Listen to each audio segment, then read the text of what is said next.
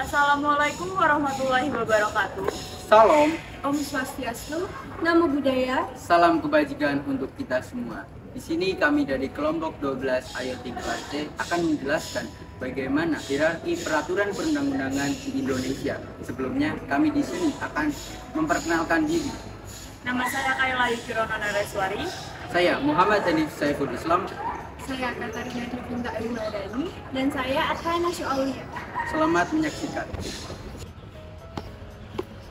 Teman-teman sekalian, bagaimana hierarki peraturan perundang-undangan yang ada di Indonesia dan adakah prinsip yang mengatur hierarki tersebut? Jadi, arti dari kata hierarki itu sendiri adalah tingkatan kedudukan atau jenjang jabatan. Sedangkan peraturan perundang-undangan adalah peraturan tertulis yang mencakup norma-norma hukum yang mengikat secara umum yang dibentuk oleh lembaga negara atau pejabat yang berwenang dengan prosedur yang ditentukan dalam undang-undang. Sehingga hierarki peraturan perundang-undangan adalah tingkatan peraturan perundang-undangan yang ada di Indonesia mulai dari sistem yang paling abstrak hingga yang paling konkret.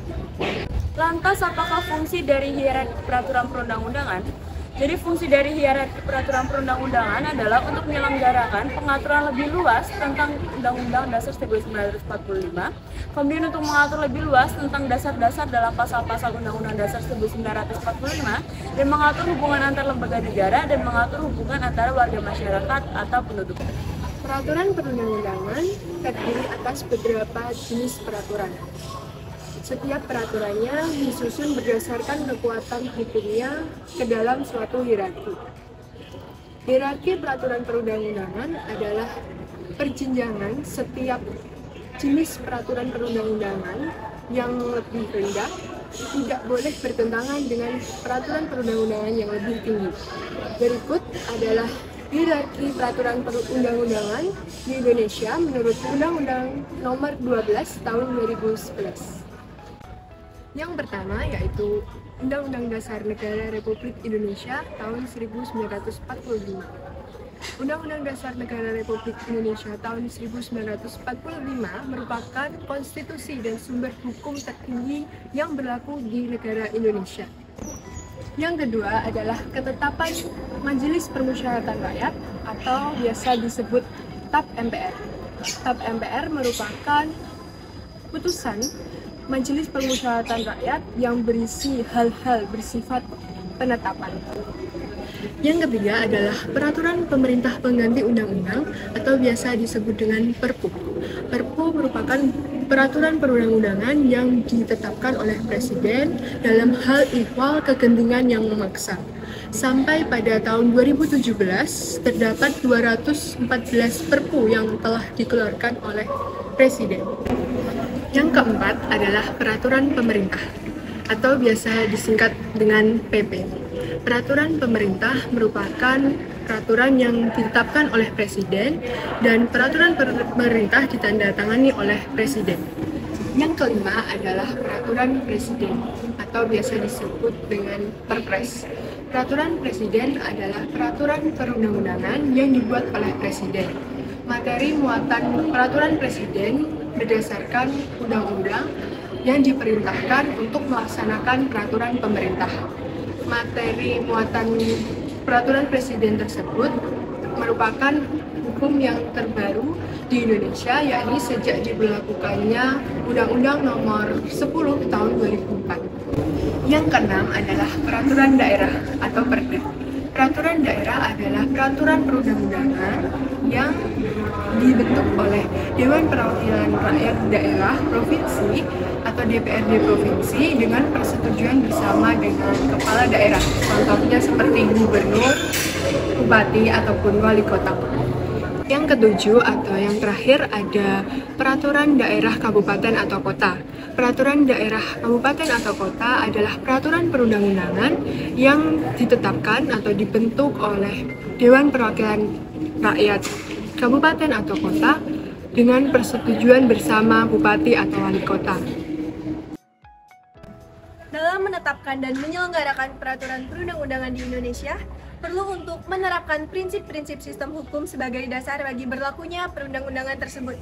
Prinsip-prinsip itu saling berkesinambungan satu sama lain dan berfungsi untuk menyelesaikan persoalan-persoalan yang mungkin saja terjadi dalam peraturan perundang-undangan. Adapun prinsip-prinsip tersebut adalah sebagai berikut.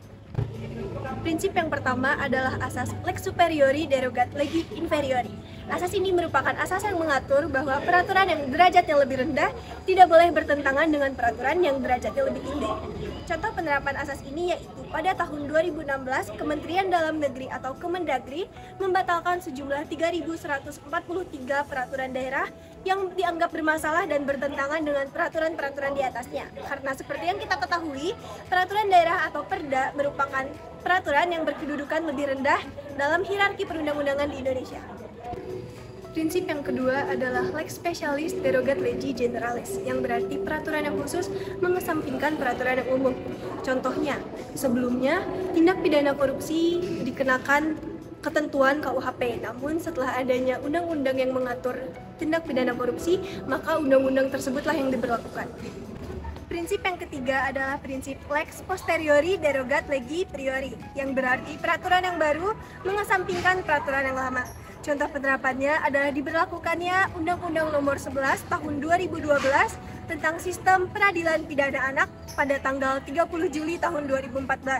Adanya undang-undang ini mencabut berlakunya Undang-Undang Nomor 3 Tahun 1997 tentang Sistem Pengadilan Anak.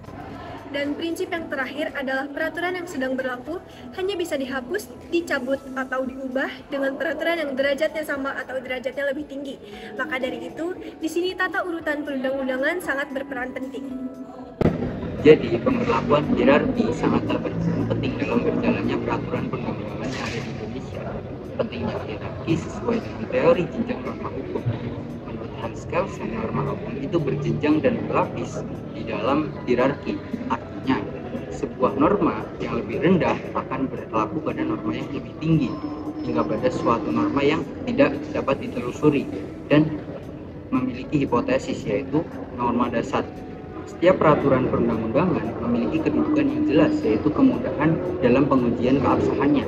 Maka dari itu, dengan adanya hierarki peraturan perundang-undangan menjadikan sistem perundang-undangan yang ada di Indonesia tidak mengalami benturan terhadap peraturan-peraturan yang ada lainnya. Tahapan pertama dalam mencari ilmu yaitu mendengarkan, kemudian diam dan menyimak dengan penuh perhatian, lalu menjaga dan mengamalkannya serta menyebarkannya. Sekian dari kelompok kami, kurang lebihnya mohon maaf. Wassalamualaikum warahmatullahi wabarakatuh. Salam. Om Santi Santi Om. Nama budaya.